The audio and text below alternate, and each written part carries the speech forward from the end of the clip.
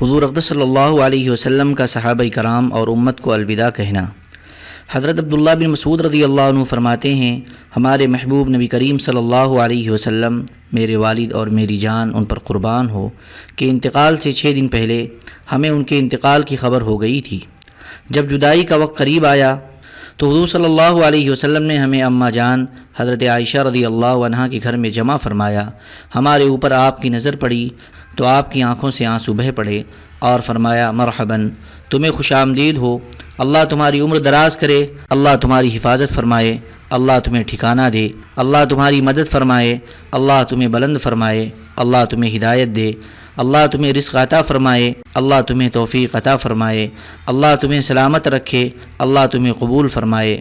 میں تمہیں وصیت کرتا ہوں کہ اللہ تعالیٰ سے ڈرتے رہنا اور اللہ سے درخواست کرتا ہوں کہ وہ تمہارا خیال رکھے اور تمہارے کام اسی کے سپرد کرتا ہوں۔ میں تمہیں اس بات سے واضح طور پر ڈراتا ہوں کہ اللہ کے مقابلے میں اس کے بندوں کے متعلق اس کی زمین پر تکبر نہ کرنا، کیونکہ اللہ تبارک و تعالیٰ نے مجھ سے اور تم سے فرمایا ہے، تِلْكَ الدَّارُ الْآخِرَةُ نَجْعَلُهَا لِلَّذِينَ لَا يُرِيدُونَ عُلُوًّا فِي الْأَرْضِ وَلَا فَسَادًا وَالْعَاقِبَةُ لِلْمُتَّقِينَ۔ ترجمہ: یہ عالم آخرت ہم انہی لوگوں کے لیے خاص کرتے ہیں جو دنیا میں نہ بڑا بننا چاہتے ہیں اور نہ فساد کرنا، اور نیک نتیجہ متقی لوگوں کو ملتا ہے۔ اور اللہ تبارک و تعالیٰ نے فرمایا ہے، أَلَيْسَ فِي جَهَنَّمَ مَثْوًى لِّلْمُتَكَبِّرِينَ۔ ترجمہ: کیا ان متکبرین کا ٹھکانہ جہنم نہیں ہے؟ پھر آپ نے فرمایا، اللہ کا مقرر کردہ وقت اور اللہ تعالیٰ سدرۃ المنتہا 7ویں آسمان پر بیری کا ایک درخت ہے۔ فرشتوں کے پہنچنے کے حدود وہیں تک ہیں اور یہ ایک مرکزی مقام ہے۔ عرش الہی سے احکام یہیں پہنچتے ہیں۔ جنت الماوا، متقیوں کی آرام گاہ والی جنت، لبریز پیالے اور سب سے بلند رفیق یعنی اللہ تبارک و تعالیٰ کی طرف واپس جانے کا وقت بالکل قریب آ گیا ہے۔ ہم نے پوچھا، یا رسول اللہ، اس وقت آپ کو غسل کون دے؟ آپ نے فرمایا، میرے خاندان کے مرد، سب سے زیادہ قریب کے رشتے والے، پھر اس کے بعد والا، درجہ بدرجہ۔ پھر ہم نے پوچھا، آپ کو کس میں کفن دیں؟ آپ نے فرمایا، اگر تم چاہو تو میرے انہی کپڑوں میں کفن دے دینا، یا یمنی جوڑے میں یا مصری کپڑوں میں کفن دے دینا۔ پھر ہم نے کہا، ہم میں سے کون آپ کی نماز جنازہ پڑھائے؟ یہ کہہ کر ہم بھی رو پڑے اور حضور اقدس صلی اللہ علیہ وسلم بھی۔ آپ نے فرمایا، ذرا ٹھہرو، اللہ تعالیٰ تمہاری مغفرت فرمائے اور تمہیں تمہارے نبی صلی اللہ علیہ وسلم کی طرف سے بہترین جزا عطا فرمائے۔ جب تم مجھے غسل دے چکو اور میرے جنازے کو میرے اس کمرے میں قبر کے کنارے پر رکھ دو تو پھر تم سب تھوڑی دیر باہر چلے جانا، کیونکہ سب سے پہلے میرے خلیل اور ہمنشیں حضرت جبرائیل علیہ السلام میری نماز جنازہ پڑھیں گے، پھر حضرت میکائیل علیہ السلام، پھر حضرت اسرافیل، پھر ملک الموت اپنے پورے لشکر کے ساتھ، پھر سارے فرشتے نماز جنازہ پڑھیں گے۔ پھر تم ایک ایک جماعت بن کر اندر آ جانا اور مجھ پر صلاۃ و سلام پڑھنا، اور کسی عورت کو نوحہ کر کے نہ رونے دینا اور نہ شور مچانے دینا اور نہ بلند آواز سے رونے دینا، ورنہ مجھے تکلیف ہوگی۔ پہلے میرے خاندان کے مرد اندر آ کر صلاۃ و سلام پڑھیں، پھر تم لوگ میری طرف سے اپنے لیے سلام قبول کر لو، اور جتنے میرے بھائی اس وقت غائب ہیں انہیں میرا سلام کہہ دینا۔ اور میں تمہیں اس بات پر گواہ بناتا ہوں کہ میرے بعد جو بھی تمہارے دین میں داخل ہو میں اسے بھی سلام کہہ رہا ہوں، اور آج سے لے کر قیامت تک جو بھی میرے دین کا اتباع کرے گا میں اسے بھی سلام کہہ رہا ہوں۔ پھر ہم نے کہا، یا رسول اللہ، ہم میں سے کون آپ کو قبر میں اتارے؟ آپ نے فرمایا، میرے خاندان کے مرد اور ان کے ساتھ بہت سے فرشتے ہوں گے، وہ فرشتے تو تمہیں دیکھ رہے ہوں گے لیکن تم انہیں نہ دیکھ سکو گے۔ حضور صلی اللہ علیہ وسلم کا وصال مبارک۔ حضرت یزید بن بانوس رحمۃ اللہ علیہ کہتے ہیں، میں اپنے ایک ساتھی کے ساتھ حضرت عائشہ رضی اللہ عنہا کی خدمت میں گیا۔ ہم نے ان کی خدمت میں اندر آنے کی اجازت چاہی۔ انہوں نے ہمارے لیے ایک تکیہ رکھ دیا اور درمیان میں اپنی طرف پردہ کھینچ لیا اور ہمیں اندر آنے کی اجازت دے دی۔ اندر جا کر میرے ساتھی نے کہا، اے ام المؤمنین، آپ عراق کے بارے میں کیا فرماتی ہیں؟ انہوں نے کہا، عراق کیا ہوتا ہے؟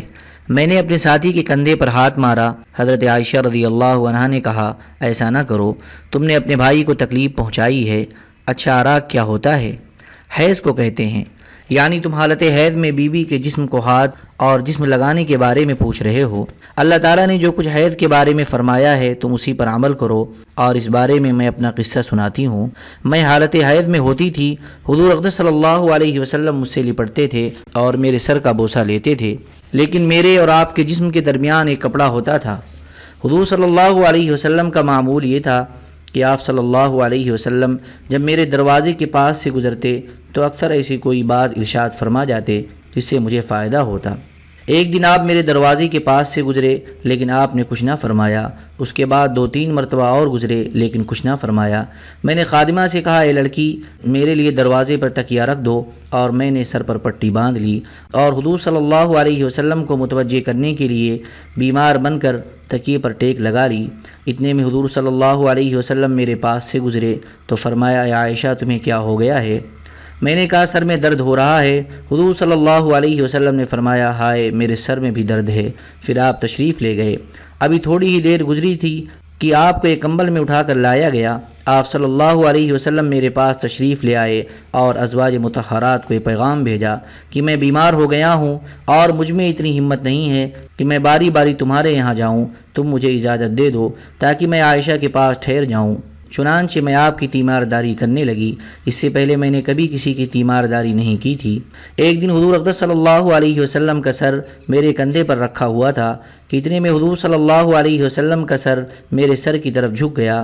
میں سمجھی کہ حضور صلی اللہ علیہ وسلم میرے سر کا بوسہ وغیرہ لینا چاہتے ہیں کہ اتنے میں آپ کے منہ مبارک سے ایک ٹھنڈا قطرہ نکل کر میری ہنسلی کے گھڑے میں گرا تو اس سے میرے جسم کے سارے رونگٹے کھڑے ہو گئے۔ میں یہ سمجھی کہ آپ بے ہوش ہو گئے ہیں۔ میں نے آپ صلی اللہ علیہ وسلم پر ایک چادر ڈال دی۔ پھر حضرت عمر رضی اللہ عنہ اور حضرت مغیرہ بن شعبہ رضی اللہ عنہ آئے اور انہوں نے اندر آنے کی اجازت چاہی۔ میں نے دونوں کو اجازت دے دی اور اپنی طرف پردہ کھینچ لیا۔ حضرت عمر رضی اللہ عنہ نے حضور اقدس صلی اللہ علیہ وسلم کو دیکھ کر کہا، ہائے بے ہوشی! حضور صلی اللہ علیہ وسلم کی بے ہوشی کتنی زیادہ ہے! پھر دونوں کھڑے ہو کر چل دیے۔ جب دروازے کے قریب پہنچے تو حضرت مغیرہ رضی اللہ عنہ نے کہا، حضور اقدس صلی اللہ علیہ وسلم کا انتقال ہو گیا ہے۔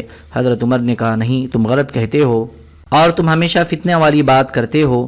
جب تک اللہ تبارک و تعالی منافقوں کو بالکل ختم نہیں کر دیں گے، حضور اقدس صلی اللہ علیہ وسلم کا انتقال نہیں ہوگا۔ پھر حضرت ابو بکر رضی اللہ عنہ آ گئے۔ میں نے وہ پردہ ہٹا دیا۔ حضرت ابو بکر رضی اللہ عنہ نے حضور صلی اللہ علیہ وسلم کو دیکھ کر کہا، انا للہ و انا الیہ راجعون۔ اللہ کے رسول صلی اللہ علیہ وسلم کا انتقال ہو گیا۔ پھر حضور صلی اللہ علیہ وسلم کے سر کی طرف سے انہوں نے اپنا منہ جھکایا اور حضور صلی اللہ علیہ وسلم کی پیشانی کا بوسہ لے کر کہا، ہائے اللہ کے نبی! پھر اپنے سر کو اوپر اٹھایا، پھر منہ کو جھکا کر دوبارہ پیشانی کا بوسہ لیا اور کہا، ہائے میرے خاص دوست!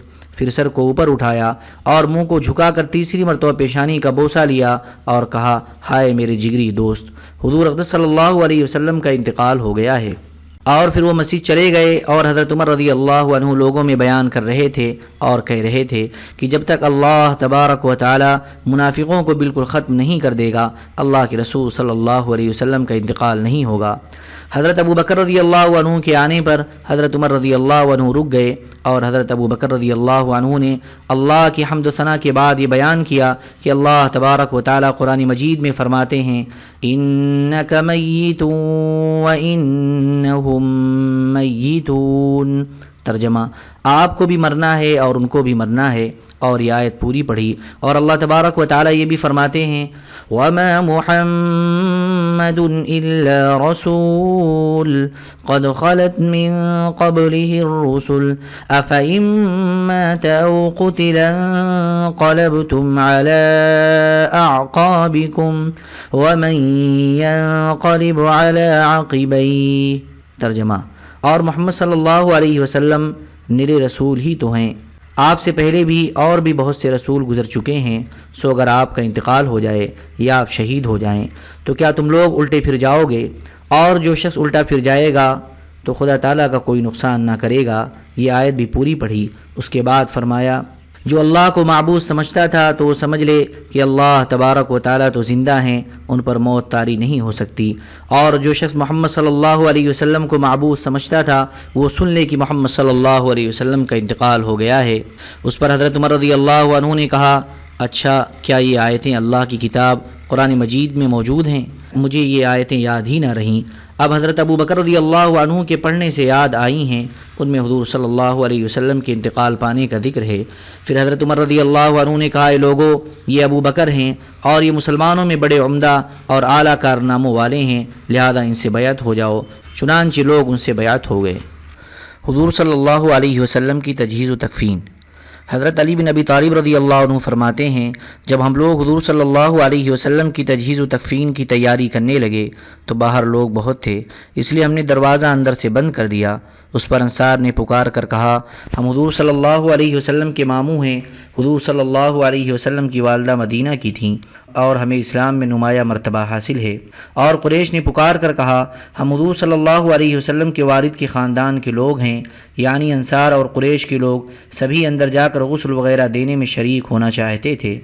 اس پر حضرت ابو بکر رضی اللہ عنہ نے بلند آواز سے فرمایا، اے مسلمانوں، ہر خاندان اور قریبی رشتہ دار اپنے جنازے کے دوسروں سے زیادہ حقدار ہوتے ہیں، لہذا حضور صلی اللہ علیہ وسلم کے چچا حضرت عباس اور چچا زاد بھائی زیادہ حقدار ہیں، اس لیے ہم تمہیں خدا کا واسطہ دے کر کہتے ہیں کہ تم اندر نہ آؤ، کیونکہ اگر تم سب اندر آ جاؤ گے تو جو زیادہ حقدار ہیں وہ پیچھے رہ جائیں گے۔ اللہ کی قسم، اندر صرف وہی آئے گا جسے بلایا جائے گا۔